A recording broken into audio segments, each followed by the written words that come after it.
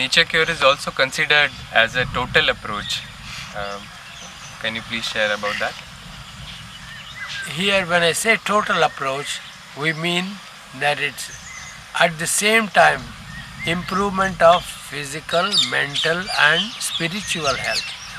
We think we know a lot about our body, but we accept that we know a little less about our mind.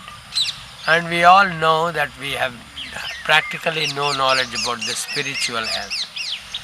We can simply take an example of the coordination between body and mind. When our body is demanding for carrots, cucumbers, and all healthy foods, our mind is demanding all the unnatural foods, junk foods. I like to eat samosas, I like to eat pagodas, I like to eat all kinds of manufactured goods. We more or less listen to our mind, we don't listen to our body. Eventually, what happens? We get sick. Then we realize that we have been eating too much of junk food. Once we start giving up junk foods and start eating healthy, natural foods like vegetables, raw vegetables, and fruits, then we get healthier. So, when we approach nature cure says whatever you do for physical health should at the same time improve your mental and spiritual health. Whatever we do separately for mental health, if it does not improve physical health, that method is wrong. Total approach means it at the same time, whatever we do should improve our mental health. If we eat carrots, tomatoes, and cucumbers and things like that, our mental health also becomes better along with our physical health. That's a difference, major difference between nature cure and other sciences. They have psychiatrists or psychologists for mental health. They refer you to different physicians for physical health. But here, natural hygienist is a person who can take care of physical, mental, and spiritual health at the same time. That's a total approach. This approach also mentions that this is governed by some unities. What are those unities? We have 5 unities. All diseases are one. Cause for all diseases is one. Treatment for all disease is one. Food and medicine is one. Health and disease is also one. These 5 unities are governed in nature cure. Wherever you do anything, then we see that the unities apply. If a new treatment procedure is suggested, we should accept and use it in nature cure also. People say, why don't you take the good in homeopathy, why don't you take some good in Ayurveda, and allopathy also has so many good things. The people suggest, why don't you take the good things in all religion and use it? We do not do that. We want to see that philosophy is always maintained. We should check if all the application that is suggested applies to all our tenets. Nature cure also talks about a lot of unities. So, can you please speak more about the unity of the cause of disease? We say cause of all diseases is one. And what is the cause of all diseases? Lowered level of health. Lowered level of health is directly related to accumulated filth in the body. If we clear the body of accumulated filth that has been there for a long time, then we feel healthier. That's directly related to this. You also say that all diseases are one. How can you support this statement? Disease or lack of ease is in all state of disease. You are just calling different names doesn't make it real. You are calling the different conditions, different parts of the body accumulated with filth, as like a diabetes for pancreas and asthma for the lungs, accumulated filth. We generalize everything and do not want to complicate, do not want to diagnose a disease as different from one another. The simple thing is, That the proof of the pudding is that we have tasted. How do you taste it? By experiencing the laws of nature, by observing fasting, by observing eating the positive food. We are able to see that we are able to digest our food better, we are able to eliminate the waste easily. Effortless and timely elimination of waste is a sign of health. That's a direct proof to show you that it is not how much we eat, but how well we eat matters. And what about germs? Are they not the main cause of infectious diseases? That's a big joke. What is a joke? He accused the germs of causing diseases wrongly. Germs are not the cause of disease. Germs has to happen to be there because they come to clean the body of toxic cells. They flourish on filth. And if there is no filth, these germs cannot attack any healthy cells in the body. Life is quite strong that no germs can eat its healthy cells. That's the truth. When you find a person sick, and you will find the germs later in the body.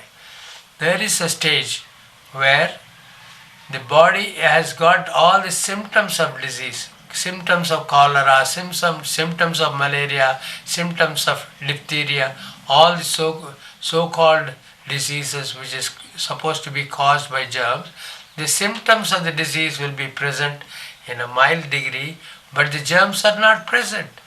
That stage they call it a stage of predisposition, showing us clearly that the germs are the product of disease and not the cause of disease. So germs do not cause disease, germs flourish on the filth. They clear our body and render us healthy. The purpose of killing the germs is absurd. When we try to kill the bad bacteria, so-called, we are first killing the good bacteria. Write a slip of paper and tell the doctor, I signed 100 places because you asked me to sign these forms before you gave medication. You just sign this one small slip which says, I will not kill any good bacteria in your body. I will only kill the bad bacteria. The bad bacteria which you will label as bad. The doctor will not sign it because he knows it's only the good bacteria will be killed in the beginning. In our account, there is no good bacteria, there is no bad bacteria. All bacteria are good and they are useful for us. When the filth is more, the same bacteria change their form and remove the filth. That's all. Nature knows what to do. Nature Cure also talks about the unity of the treatment of disease. Is that not very strange? That how is it possible that all the diseases can be healed through one treatment? Because we have already established the cause of all disease is accumulation of filth. Treatment of all disease is removal of the filth and rendering the body clean. It goes without explaining that because the cause is one, we have to remove the same cause in all diseases. Is that not simple? About the unity of health, what is unity of health? No, we don't say unity of health. Unity of health and disease. Okay. Unity of health and disease means there is nothing called disease. Disease is only a lowered level of health. And we simply improve the level of health. That's all. There is nothing called disease. All of us are healthy. Some people are more healthy, some people are less healthy. That's all there is to it. All of us should at the same time strive to improve our health. That's all it is. So Nature Cure also talks about something called vitality or vital force, or life force. What is that? What's the meaning of that? We are all born with a certain amount of vitality. It's compared to the battery of a car. Sometimes the car battery comes with 5-year warranty and sometimes it comes with 3 years of life. As soon as that 3 years is over, the battery does not work anymore. No matter how much you want to recharge it, it doesn't get recharged. In the same way, we all come with certain amount of vitality in our life. And that vitality we keep spending in all our activities. Even if we eat food, we are spending our vitality to digest that food. Whatever acts we do, thinking, working, running, speaking, all the activities that we do expends our vitality. There is no way, absolutely no way to increase this vitality. People are talking about increasing our energy through food. Vital energy cannot be increased, but our heat energy can be increased by eating food. But at the same time, we don't know that we are reducing our vitality in eating more nourishing food. It may nourish the body, it may give you a bigger body, it may give you a lot of heat in the body. But the vital energy is different from the physical energy that we are talking about. So that's a little difficult for you to understand unless you see the car battery. Sometimes we leave the lights on in the car and we sleep off and the battery gets discharged and it doesn't start the car. There you can recharge the car battery and we can start running the car. But after certain years, the age given by the manufacturer for that battery, no matter how much you try to recharge it, it doesn't get recharged. That's what vitality is all about. We cannot increase our vitality in our life. We can only spend it. And to spend it wisely, to spend it economically is called vital economy. This is one subject which is not covered in any other school of naturopathy. Acharya Lakshmana Sharma, my grandfather, has introduced this subject because he derived the entire nature cure from the Vedic scriptures. And there he found out that vitality is different from the physical energy that science talks about. If the vitality can be increased by food, why do people die? Maybe the poor people die of starvation. But what about rich people? They can stuff their body with any amount of food. They can afford it. Try stuffing the body of a sick person who is dying. It doesn't help. It will kill him even faster. So vitality is something which we cannot increase. If we have to increase vitality, you have to come to inactivity and do tapasya for many, many years. We don't want that kind of life. We want to live a lively, active life all our life. So, for that, we should only know how to spend our vitality in such a way that it promotes the goal of our life. That's called vital economy. So you say that food is not at all related to our vitality. But what about calories? The calorie theory is not practical. People are supposed to take 2100 calories of food every day for subsistence. But we see our food is hardly 600 to 800 calories. And we are able to see such people who are eating only 600 to 800 calories, they are more active. जिंदगी जिंदा दिली का नाम है, मुर्दा दिल क्या खाक जिया करते हैं is a Urdu saying. Life is about living lively and active. Not with a soul so dead and breathing and living. That's not life. The food that we eat should be lighter. Lighter food keeps us active. If we have a heavy food in the daytime, we feel sleepy. Our work is not done right. If people change to raw vegetable salad in the daytime, you will see that their productivity increases, their creativity comes out, and they are very active and living, contributing better to the society. And what are the encumbrances affecting the vitality? Encumbrances are accumulated filth in wrong places. Matter in the wrong place is called dirt. If under the chin there is a lot of flesh, under the behind the shoulder and all different places, under the belly, so much extra flesh coming, that's what we call encumbrances. That's obstruction in the flow of the blood. If we eat positive food, that those encumbrances will be vanishing from our body and we will have a perfect structure of our body. Sir, Nature Cure talks about some tenets that like it is bounded by some tenets. Can you please share about thy food is thy medicine? What does it mean? We don't need medicines because medicine tend to give uh, tend to act on the effects of disease. We do not want to kill the disease. Disease is our friend. So we want to eat only food which will be needed by the body. The body recognizes food. If the food is not congenial to body chemistry, the body revolts against it. Usually the medicines that are given in any medical system is to act against the life's efforts to remove the symptoms, remove the accumulated filth in the body. That's why we should not give medicine at all. Food body recognizes. Medicine which is not food is revolted against by life.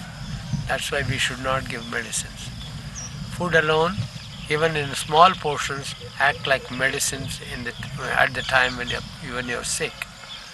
When you're healthy, the same food nourishes your body.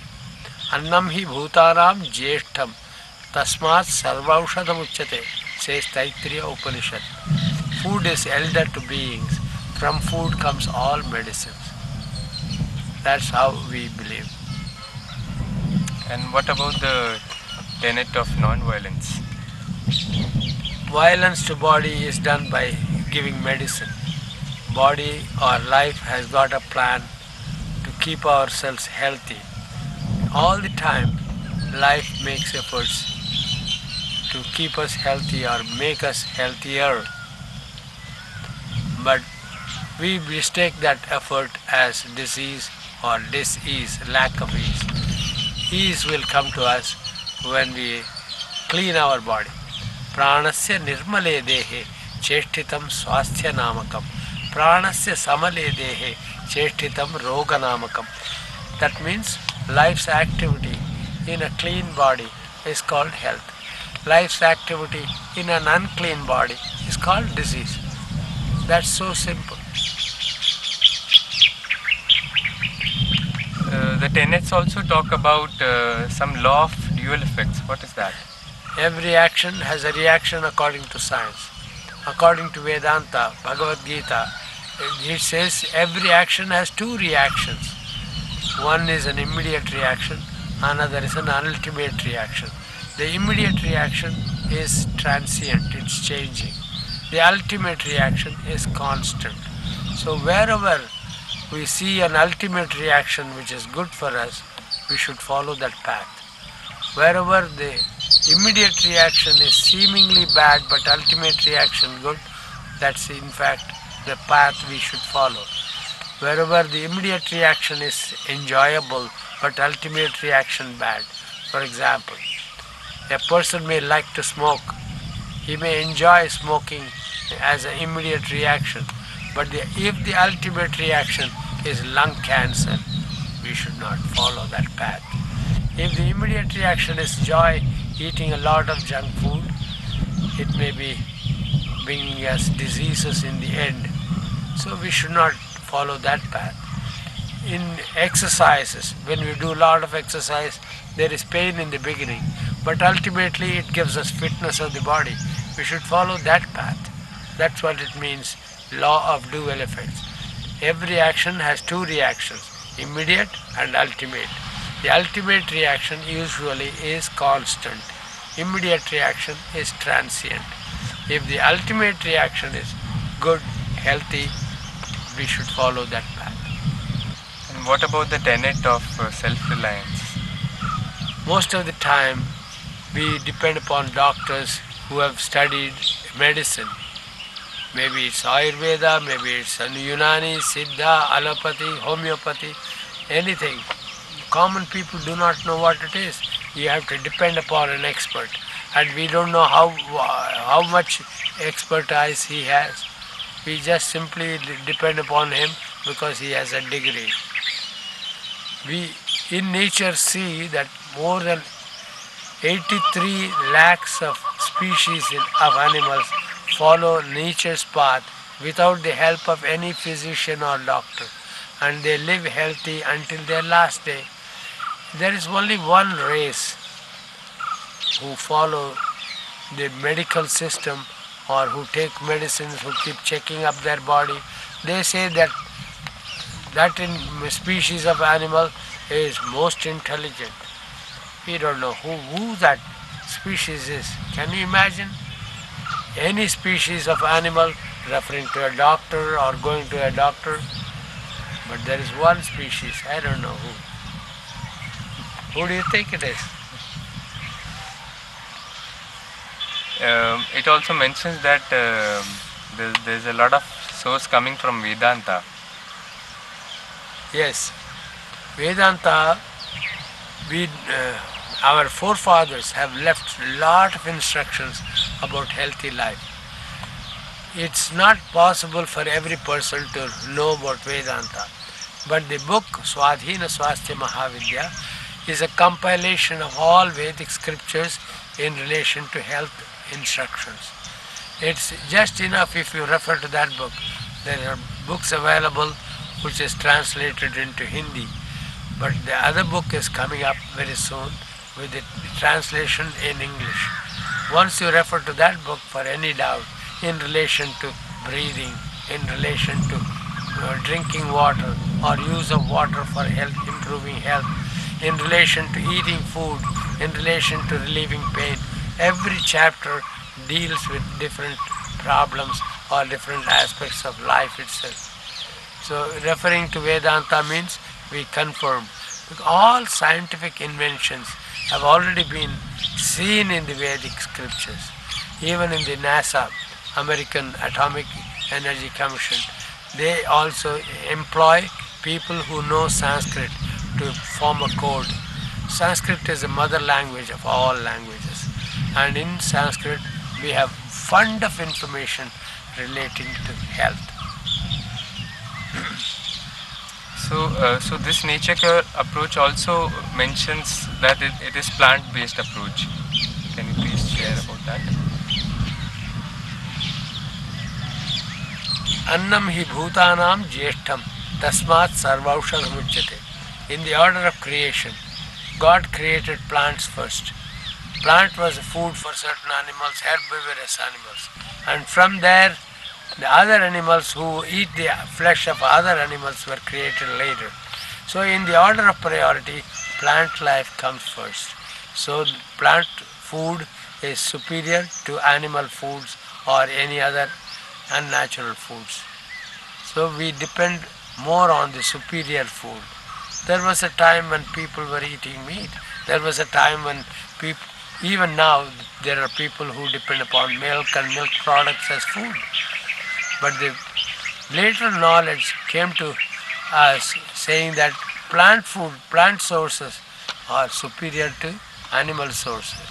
When I was in America attending a vegetarian conference, they asked me if I'm a vegetarian. I said yes. Do you take eggs? I said no. I was so proud about my being a vegetarian. He asked me, do you take milk? I said yes. Then he said, you are not a vegetarian. I said, what? We are not killing any animal. I am only taking milk, which is supposed to be a healthy food. And before I explain further, he says, I don't want to argue with you. Take milk all you want. But you are not a vegetarian. I said, how? How do you say that? He asked me, if milk is a plant product or an animal product. Oh no, he just bowled me out. Then I knew he's right. Oh, I was so upset with it. But I was so fond of milk. Milk was my favorite food at that time. Because he said You are not a vegetarian. That put me down, put my ego and pride. It was all shattered. But I came home and I said I cannot give up milk. But within 3 days I developed a lot of bumps in the face. How did this come? I didn't change any of my food habits. I was taking the same milk and milk products as I used to take all my life. But the idea that it's not good, that stuck my mind. That's why I thought I got these bumps. So I gave up milk. Within 3 days all the bumps vanished. Can you believe that? And when I talked to my wife, she said, no, it may be something else. You have been taking milk all your life. Why didn't you get bumps before? I thought she's right and again started milk. Within 2 days I got the bumps again. Can you believe that? So this time I knew that my mind is not accepting milk as the right food. Then I gave up. It's 23 years ago. I gave up milk and now I have no problem. In fact, my health is much better than before. Okay. So Arunji, people generally say that nature cure is an holistic approach to health and wellness. What do you have to say about it? The holistic, which people say, is HOLISTIC. But my grandfather would say holistic in WHOLISTIC. It should be total approach. That's what nature cure is all about. It's a total approach to health. Although we say it's a divine science, we do not bring in religion into the program because it's for all religions. It's for people of all religions, irrespective of caste, creed and religion, color, nationality. It's applicable universally to one and all. And it has got a holistic approach that it is for physical, mental and spiritual health. And it does not worry about diseases, it cares only for health. That's common to all. The tenets tell us how to accept any treatment as useful or not. That's why we use this tenet, and total approach shows us that any treatment in nature cure is able to solve the physical, mental and spiritual problem. Tenets also mention that all these approaches are universally applicable. Is this true? Irrespective of nationality, color and creed, nature is common to all. We are all children of Mother Nature. So, if it is not applicable to one or another, that means it's not nature cure. If a particular treatment is good only for a certain rich class of people, not applicable for poor class of people, that's not nature cure. Nature cure is abiding by the laws of nature. We are all children of Mother Nature and the laws are applicable equally to one and all. And one of the tenets also mentioned that the purity is something which is governed by. Some people like to continue with their drugging. They say, I cannot stop this thyroid medicine, I cannot stop this diabetic medicine. While I continue with that medicine, can I also follow nature cure? It's going to be very dangerous. When you follow nature cure, the body becomes purer and purer. And in a pure body, even a small pinch of medicine, which is not natural medicine, natural food, that will affect our body very badly. That's why we should observe purity. Observe totally nature cure without using any drugs. Can we stop it suddenly? Yes, you should stop it suddenly. There will be no bad effect.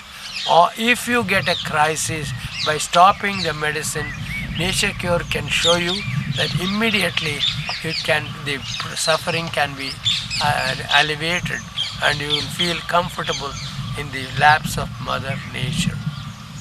That's why we say purity is very important. You should follow nature cure totally without taking any medicine.